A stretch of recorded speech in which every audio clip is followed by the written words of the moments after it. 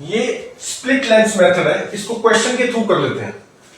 S is monochromatic point source of lambda, ये point source of light है, इसकी जो लैम्डा है वो है 500 nanometer. 1 nanometer is 10 to the power 9 meter होता है। L1 L2 are two halves of same lens, एक ही लेंस काट दिया, उसके दो हाफ्स थे। फिर उसको क्या किया, ये मान लो ऐसे पूरा था तो उसको थोड़ा सा ऊपर उठा दिया, इसको थोड़ा नीचे कर दिया। ये गैप कितना है पूरा 0.5 मिलीमीटर, ये हाफ हाफ है, ठीक है। This is 0.5 millimetre by 2, this is 0.5 millimetre by 2। If the third maximum intensity occurs at A, अच्छा अब इस ये YDC SC की तरह कैसे है पहले तो ये समझेंगे। इसमें रे ऑप्टिक्स और वेव ऑप्टिक्स दोनों ही इन्वॉल्व है। कैसे, पहले तो ये देखो कि ये ऑब्जेक्ट है और इस अब प्रिंसिपल एक्सिस इसका ये है, तो ये पॉइंट ऑब्जेक्ट था तो इसकी अब हाइट हो जाएगी प्रिंसिपल एक्सिस के रिस्पेक्ट में लेते हैं ना, तो ये कितना है, ये ऐसे है, ठीक है, तो प्रिंसिपल एक्सिस से नीचे है, तो अब इसकी जो इमेज बनेगी वो इन्वर्टेड बनेगी, ठीक, तो ये ऐसे बनेगी। देख लेते हैं, वो भी हमें पता चल जाएगा साइन के हिसाब से कैसे बनेगी और कितनी दूरी पे बनेगी। तो ये दूरी कितनी दे रखी है 0.515 मीटर, इसका मतलब 15 सेंटीमीटर दे रखी है। तो अब लेंस के लिए लेंस फॉर्मूला लगा दो। लेंस इक्वेशन क्या होती थी, लेंस फॉर्मूला जो भी है, मिरर इक्वेशन नहीं होती थी, इसी तरह लेंस इक्वेशन होती थी, वो होती थी V is equal to UF upon U plus F, और ये साइन के साथ लिखने होते हैं। अब U कितना हो गया, रियल इधर है नेगेटिव, तो ये 0.15 हो गया, मतलब 15 सेंटीमीटर हो गया, माइनस में आएगा विद साइन।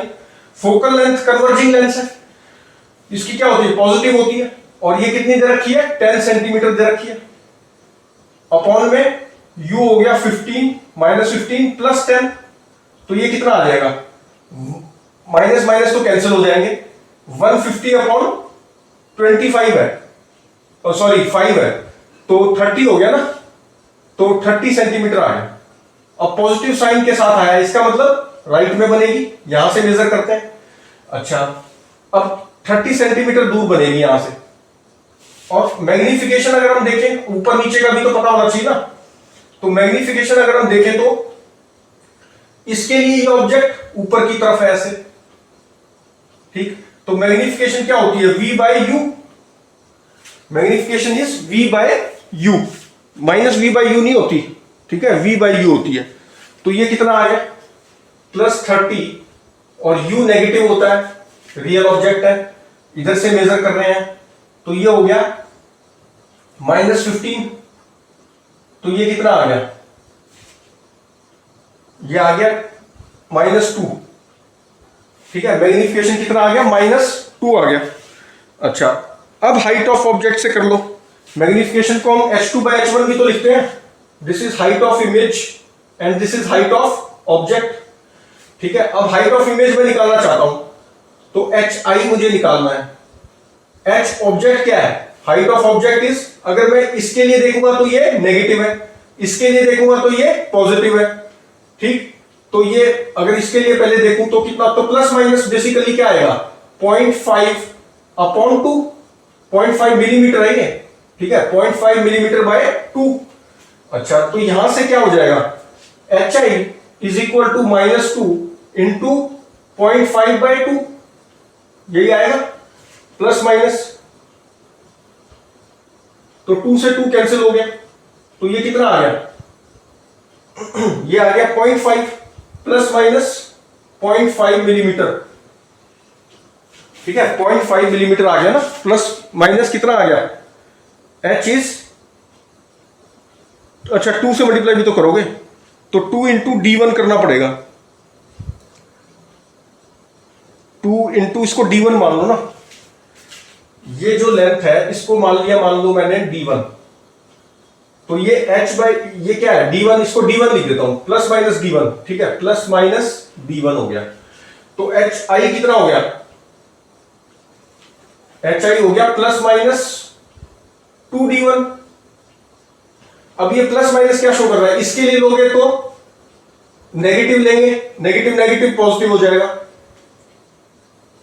ऐसे कर लो ना इसको, -2 इंटू प्लस माइनस D1, ठीक, इसके लिए लोगे तो माइनस D1 लेना पड़ेगा, इसके लिए लोगे तो प्लस D1 लेना पड़ेगा, इसके लिए लेंगे माइनस D1 होगा, तो माइनस इंटू माइनस प्लस मतलब है HI कितना आ गया, ट्वाइस ऑफ D1। तो ये जो D1 है इसका ट्वाइस आ जाएगा, ठीक है, D1 का क्या आ गया, ट्वाइस। तो इमेज कहां बनेगी, ये जो D1 है इससे ऊपर बनेगी ना, और कितनी दूरी पे बनेगी, 30 सेंटीमीटर दूर बनेगा।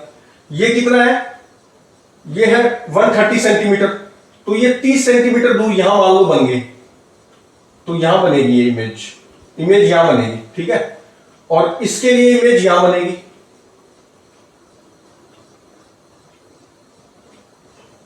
ठीक है, ये इमेज बन गई। और ये कितनी बनी है, 2D1 ऊपर,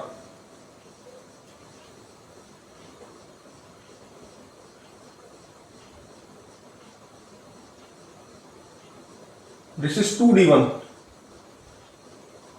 और ये कितनी है, 2D1, ठीक। तो अब ये कौन सी इमेज बनी, रियल इमेज बनी, और ये भी रियल इमेज बनी।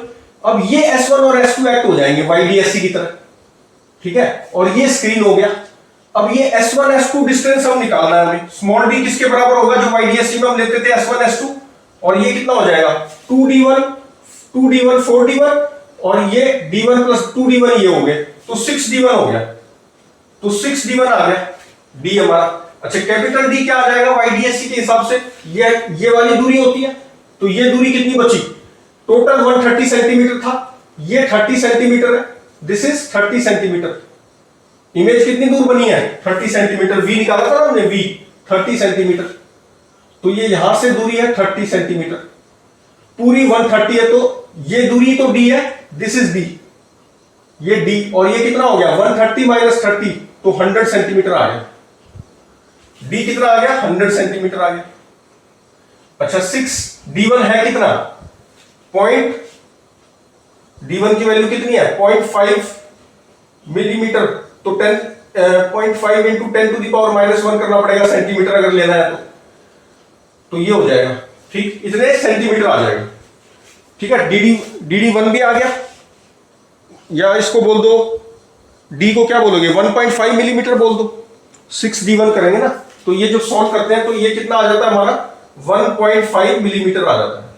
कैसे आएगा, क्योंकि D1 कितना है, 6 इंटू 0.5 बाई 2, तो 2 3 6, 3 इंटू 5 1.5 मिलीमीटर हो गया, ठीक है। D आ गया, कैपिटल D आ गया। अच्छा, तो ये YDSC की तरह करेगा, ये दो S1 S2 सोर्सेज हो जाएंगे जो YDSC में होते थे। अच्छा, S1 S2 आ गया, D आ गया। अब फ्रिंज विड्थ भी निकाल सकते हैं, ओमेगा कितना हो जाएगा, fringe width omega is D lambda by D, तो D हमें पता है, D पता है, इनको एक उसमें लिख सकते हैं हम, लैम्डा पता है नैनोमीटर, तो सारे सेंटीमीटर में लिख लो तो ज्यादा अच्छा है। सेंटीमीटर में लिखेंगे तो कितना आएगा, 1.5 का क्या हो जाएगा, या मीटर में लिख लो सारे, तो मीटर में लिखोगे तो ये 1 मीटर हो गया, ठीक है। ये इंटू 10 टू दी पावर -3 कर देंगे तो ये मीटर आ गया इतना, 1.5 इंटू 10 टू दी पावर -3, ये मीटर में हो गया, तो D हो गया 1, और लैम्डा कितना हो जाएगा, 500 इंटू 10 टू दी पावर -9 होता है ये, और अपॉन में small d 1.5 into 10 to the power -3, solve कर लो जो भी आएगा, ऊपर चला जाएगा -6 हो जाएगा, ठीक है। तो ये इस तरह हम इसको सॉल्व कर सकते हैं। अच्छा, फिर इसने पूछा find OA, third maximum intensity, मतलब अब हम जानते हैं कंस्ट्रक्टिव इंटरफेरेंस को ही मैक्सिमम इंटेंसिटी बोलते हैं, और वो क्या होती है, जो भी होती है वो क्या होती है, थर्ड इंटेंसिटी इज 3 ओमेगा, तो OA किसके बराबर है, 3 ओमेगा के बराबर। कंस्ट्रक्टिव इंटरफेरेंस हो रहा है ना, तो ये n ओमेगा ही तो होता था, n into fringe width, n equal, अब थर्ड है तो n इक्वल टू 3 लिख देंगे, ठीक है। थर्ड मैक्सिमम इंटेंसिटी है तो क्या लिखेंगे, n इक्वल टू 3 हो जाएगा, तो 3 टाइम्स ओमेगा कर लो, ओमेगा निकाल चुके हैं, तो OA कितना हो गया, 3 times of this thing, 500 into 10 to the power -6 upon, ये 3 ऊपर चला गया ना, अपॉन 1.5, तो सॉल्व कर लो जो भी है, तो ये OA आ गया। फिर उसके बाद पूछा if the gap 0.5 millimetre is reduced, इसको थोड़ा सा ऐसे पास में लिया है, रिड्यूस कर दे इस गैप को, तो क्या होगा, OA इंक्रीज होगा, डिक्रीज होगा या सेम रहेगा? तो OA तो हमारा क्या होता है, 3 ओमेगा ही होगा, और ओमेगा देख लो इंक्रीज हो रहा है डिक्रीज हो रहा है। ओमेगा की वैल्यू क्या होती है, डी लैम्डा बाय डी। तो देखो डी को कम किया गया है, तो डी को कम किया है तो ओमेगा इंक्रीज हो गया। डी को अगर कम किया गया है, रिड्यूस, ये D1 का मतलब ये इसको कम किया गया ना, तो 2D1 घट गया, मतलब D1 घट गया। D1 घट जाएगा तो ये वाली दूरी भी तो घटेगी, तो ये दूरी घटेगी तो D घट गया, मतलब D किसके बराबर है, 6D1। तो D1 घट गया तो D घट गया, D घट गया तो फ्रिंज विड्थ इंक्रीज होगी। और क्यों, क्योंकि ये और ये तो सेम ही है, तो ये इंक्रीज होगी, तो OA क्या होगा, इंक्रीज कर जाएगा। तो इसको रिड्यूस करेंगे तो OA थोड़ा और ऊपर आ जाएगा, मतलब ये यहां पे यहां ऊपर आ जाएगा, तो OA विल इंक्रीज। OA क्या होगा, इंक्रीज करेगा। अच्छा, अब फ्रेस्नेल बाय मिरर देख लो एक बार। अच्छा, इसमें भी हम कुछ और वैल्यूज दी होंगी तो हम ये भी निकाल सकते हैं कि इंटरफेरेंस रीजन वगैरह क्या होगा, कितनी फ्रिंजेस बनेंगी, जैसे पहले वाले में किया ना हमने फ्रेस्नेल बाइप्रिज्म के केस में और लॉयड्स मिरर के केस में, वो भी मैथमेटिकली कुछ चीजें और होंगी तो, या इसमें भी हम निकाल सकते हैं अगर पूछे तो, इतना पूछते नहीं है। अच्छा, फ्रेस्नेल बाय मिरर भी एक बार देख लो। फ्रेस्नेल बाय मिरर में क्या होता है, बाइप्रिज्म में तो 2 प्रिज्म हो जाते थे, वो थिन प्रिज्म, और यहां पे 2 मिरर हो जाते हैं ऐसे।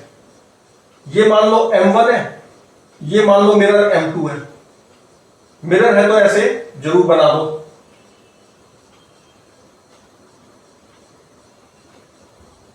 ठीक है,